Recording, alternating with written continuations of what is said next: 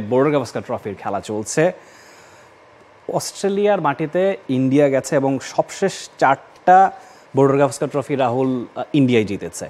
তবুও আসলে পার্থের এই মাঠে 4টা টেস্ট খেলে 4টাই অস্ট্রেলিয়া জিতেছে। তো সেটা ইন্ডিয়ার জন্য ভীতির কারণ। এবং শুরুটা এই মাঠে আগে ব্যাট করলেই যেখানে ম্যাচটার রেজাল্ট অনেকখানি জানা যায় যে আপনি হয়তো বা চালকের আশা না থাকেন, সেখানে এরকম ব্যর্থতা বিরাট কোহলির এভাবে মাথা নিচু করে মাঠ ছাড়া, এটা নিশ্চয়ই দৃষ্টিকটু। এক্স্যাক্টলি। ইন্ডিয়ার মতো দল, অবশ্যই ইন্ডিয়া টেস্ট ক্রিকেটে নিজেদেরকে একটা ছন্দে ফেরানোর চেষ্টা করছে। সেই জায়গা থেকে অস্ট্রেলিয়ার মাটিতে তারা বরাবরই ভালো ক্রিকেট খেলে। এবং টেস্ট ক্রিকেট আসলে এই সিরিজটার আবেদন আসলে মানে দর্শকদের জন্য খুব বেশি। একদম প্রপার টেস্ট ক্রিকেট যারা ক্রিকেট ম্যাচটা ফলো করতে চান তাদের জন্য খুব দারুণ একটা সিরিজ। সেই জায়গাটা থেকে ওই যে আপনি যেটা বলছিলেন যে যিনি আগে ব্যাটিং করবেন তার একটু বাড়তি সুবিধা পাওয়ার কথা, সেই জায়গাটা থেকে ইন্ডিয়া হয়তো বা একটু বেটার স্টার্ট করতে পারতো। তবে আমার কাছে মনে হয় না যে এখনই এই টেস্টের বা এই সিরিজের রেজাল্ট চলে আসছে বা এক পেশে হয়ে যাচ্ছে।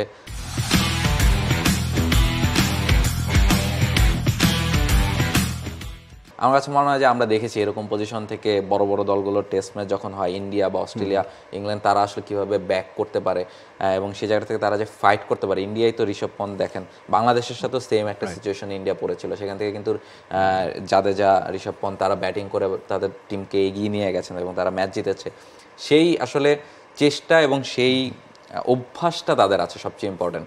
তারা আসলে এই যে 6 উইকেট 5 উইকেট পড়ে গেলে যে ঘাবড়ে না যাওয়ার যে ব্যাপারটা এবং ম্যাচ চলে গেল সেই মানসিক যে ব্যাপারটা, যে ম্যাচে যে তারা এখন আছে এবং ম্যাচে তারা ফিরতে পারে, সেই কনফিডেন্সটা আসলে খুব ইম্পর্টেন্ট এবং সেটা ইন্ডিয়ার আছে। এবং অস্ট্রেলিয়াও চেষ্টা করবে এই যতটুকু সম্ভব ইন্ডিয়াকে চাপে রাখার, ইন্ডিয়াও চেষ্টা করবে এই ম্যাচে ফিরে আসার। আসলে এখন অব্দি যে 6টা উইকেট পড়েছে, মিচেল স্টার্ক, জশ হ্যাজেলউড এবং মিচেল মার্শ, 3 পেসার মিলে 6টা উইকেট নিয়েছেন এবং pace friendly wicket Partha offer করে থাকে, যেখানে অপটাস স্টেডিয়ামটা নতুন, 5-6 বছর ধরে সেখানে খেলা হচ্ছে।